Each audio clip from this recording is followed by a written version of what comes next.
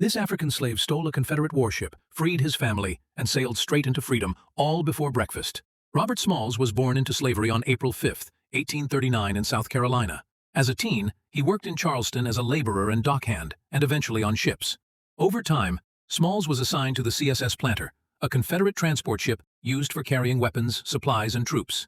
On the ship, he served as a wheelman, which is basically a pilot, but due to him being a slave, he couldn't have that official title. Robert Smalls was smart, observant, and had intimate knowledge of the coast, naval signals, and Confederate procedures. He also memorized all the routes, hand signals, and even the appearance and behaviors of his white captain. He waited for the right moment. Smalls had earned the trust of the Confederate officers on board.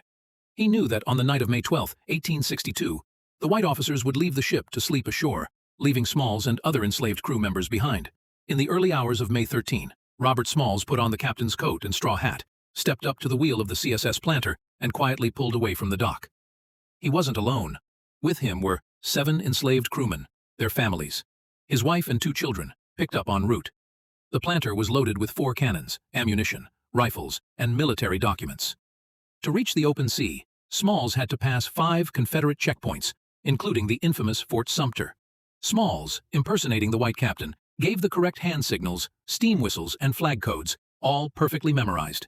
In the darkness, with Smalls standing tall at the wheel in the captain's clothes, Confederate guards assumed it was just another routine movement. By dawn, the Planter had reached the edge of Charleston Harbor, approaching the Union blockade fleet. Smalls had prepared for this too. He ordered a bedsheet to be hoisted as a white flag of surrender. Union soldiers aboard the USS Onward spotted it and held their fire. They boarded the Planter and were shocked to find freed slaves and a Confederate ship fully intact. Robert Smalls eventually became a U.S. congressman, fighting for equal and civil rights, along with much more. He sailed right into history.